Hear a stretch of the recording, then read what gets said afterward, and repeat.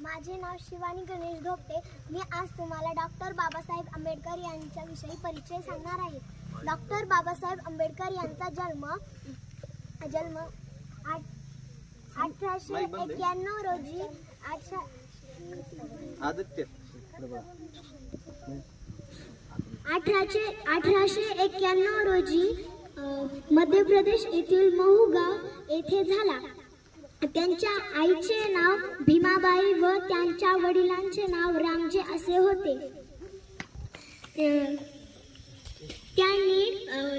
त्यांनी आपल्या भारत देशासाठी संविधान लिहिले।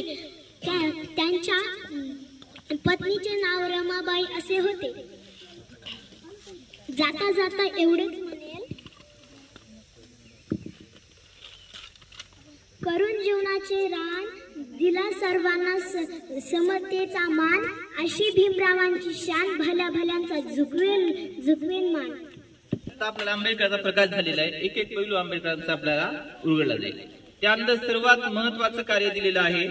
तर हिनदात आंबेडकरांचा परिचय दिला हा सर्वश्रुत आहे, सर्वांना माहिती आहे।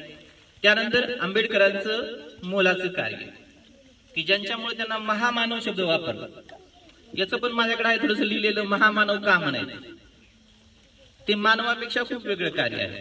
आणि आज आपण ग्रंथपूजा करण्यात परिपत्रकामध्ये आलेले ते उगाच नाही दिले, त्याचा अर्थ पण समजून होणार आहे की त्यांच्या जयंतीला ग्रंथाची पूजा का करायची आणि पूजा म्हणजे काय, हा पण विषय आहे। यानंतर आपण कार्य सांगण्यासाठी येत आहे श्रुती नाणेकर, व्याख्याते श्रुती नाणेकर। नमस्कार बालमित्रांनो, माझे नाव श्रुती दत्त नाणेकर। मी आज तुम्हाला डॉक्टर बाबासाहेब आंबेडकरांचे कार्य, जीवनातले कार्य हे विषय तुमच्या समोर मांडणार आहे। ते तुम्ही शांतपणे ऐकून घ्यावे ही माझी नम्र विनंती। भारतरत्न डॉक्टर बाबासाहेब आंबेडकर हे प्रत्येक भारतीयासाठी एक आदर्श व्यक्तिमत्व आहे। त्यांचे पूर्ण नाव भीमराव रामजी आंबेडकर हे होते। डॉक्टर बाबासाहेब आंबेडकरांचा जन्म 14 एप्रिल 1891 रोजी मध्य प्रदेशातील महू या गावी झाला। त्यांच्या वडिलांचे नाव रामजी तर आईचे नाव भीमाबाई हे होते। डॉक्टर बाबासाहेब आंबेडकर लहानपणापासून खूप हुशार होते आणि महत्वाकांक्षी होते। ते शालेय जीवनात 18 तास अभ्यास करत असत। त्यांनी बडोदाचे महाराज सयाजीराव गायकवाड यांच्या आर्थिक सहाय्याने परदेशात जाऊन MA PhD या अर्थशास्त्र विषयात पदव्या मिळवल्या व बॅरिस्टर बनले। डॉक्टर बाबासाहेब आंबेडकरांना आपण माणसाला माणूसपण मिळवून देणारे अलौकिक व्यक्तिमत्व म्हणून ओळखतो। 20 मार्च 1927 रोजी 14 आठवड्याचा सत्याग्रह बाबासाहेबांनी केला। महार सत्याग्रह, काळाराम मंदिर प्रवेश, मनुस्मृती दहन, हिंदू कोड बिल अशी इतर अनेक सामाजिक कार्य त्यांनी केली। स्त्री वर्ग, शेतकरी, मजूर, पददलित समाजाला त्यांनी वाट दाखवून दिली। डॉक्टर बाबासाहेब आंबेडकरांनी भारतातील जाती व्यवस्थेविरुद्ध जोरदार लढा दिला।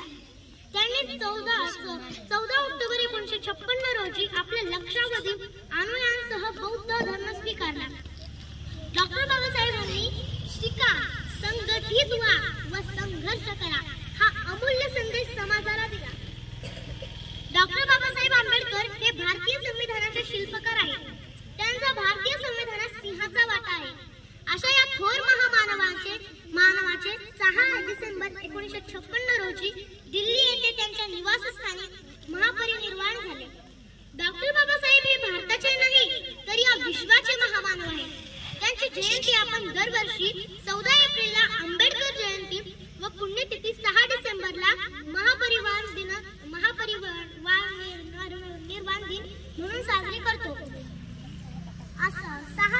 असे हे सर्वांना वंदनीय असणारे डॉक्टर बाबासाहेब आंबेडकर आपल्यासाठी प्रेरणास्थान आहेत। एवढे बोलून मी माझे 2 शब्द संपवते। जय हिंद जय भीम। तर कृतीनं अतिशय उत्कृष्ट असं कार्य तिच्या तोडक्या मोडक्या म्हणजे सांगितलेलं आहे। तिचं वय बघता, तिची बुद्धिमत्ता तिनं कालसिद्ध करून दाखवलेली आहे। तर काल झालेली परभणीला परीक्षा होती, तिच्यामध्ये 20,000 रुपयाची स्कॉलरशिप मिळालेली। आता तिला 20,000 स्कॉलरशिप आहे। त्यानंतर आपण निवडताना व्याख्यातेची ओळख करून द्यायची राहिली, तर इतर 20,000 स्कॉलर आहेत हे सिद्ध करून दाखवलेले। त्यानंतर शिवानी धोपटे, तिच्यामध्ये जे धैर्य आहे ते आंबेडकरांसारखे निर्णय आहेत की असे निर्णय मला बरेच वाटतात। समजा जर आपण विचार केला तर तिच्यासाठी तिची निवड बेधडक बळ हे हिचं वैशिष्ट्य आहे. सर असोत आणि कोणी असोत आपले विचार म्हणजे शिक्षण घेतल्यावर आपले विचार मांडता आले पाहिजेत बेधडकपणे, हे हिच्यामध्ये आहे. त्यानंतर शिवानी पाटील आपले प्रतिनिधी त्या आराध्याच्या विजय आलेली आहे. त्यानंतर ईश्वरी सुद्धा अतिशय उत्कृष्ट असं तिचं शांततेचं प्रतीक आहे. काय ईश्वरी म्हणजे तर ईश्वरी आपले सयाजीराव महाराजांनी जे आंबेडकरांसाठी जे आता प्रत्येकाच्या मागे एक पडद्याच्या मागे हिरो असते बॅकग्राऊंड, तर तसं यांना पण सहकार्य बऱ्याच जणांचा लाभलेला आहे. त्यातील माहिती थोडीशी सांगणार आहे ईश्वरी. नमस्कार बालमित्रांनो.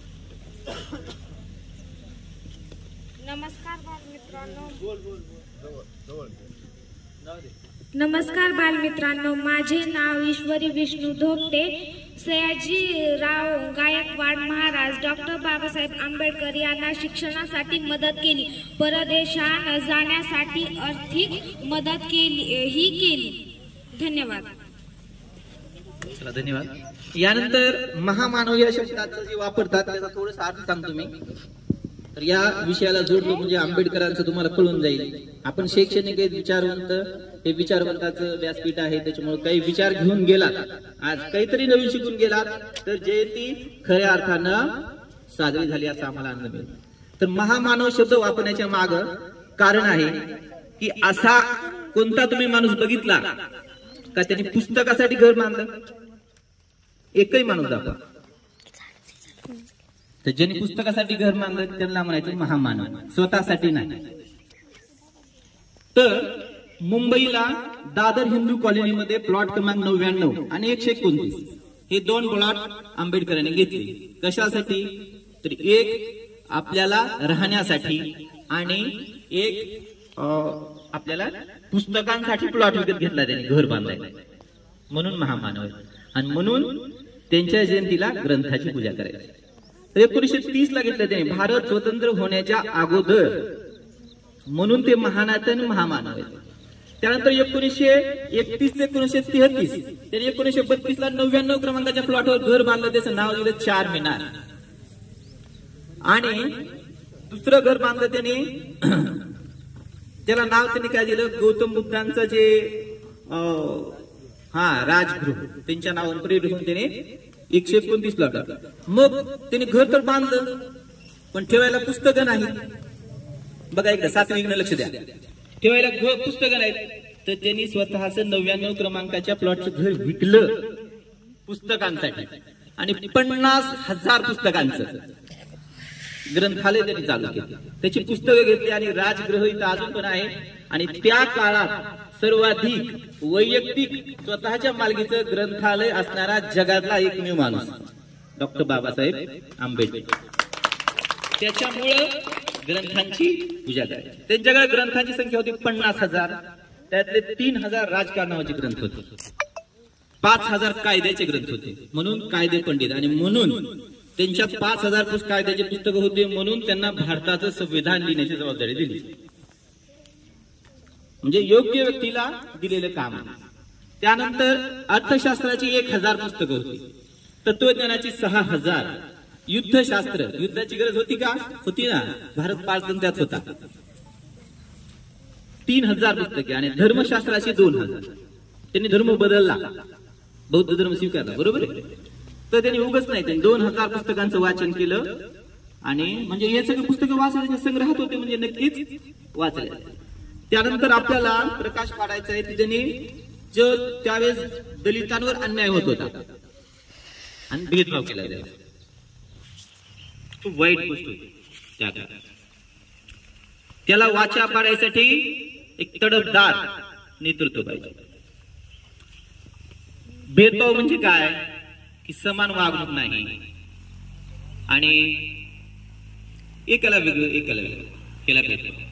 ते गाडगं असं बांधून जायचं, खराटा माग बांधून जायचा, शिवायचं नाही, चुकीच्या गोष्टी.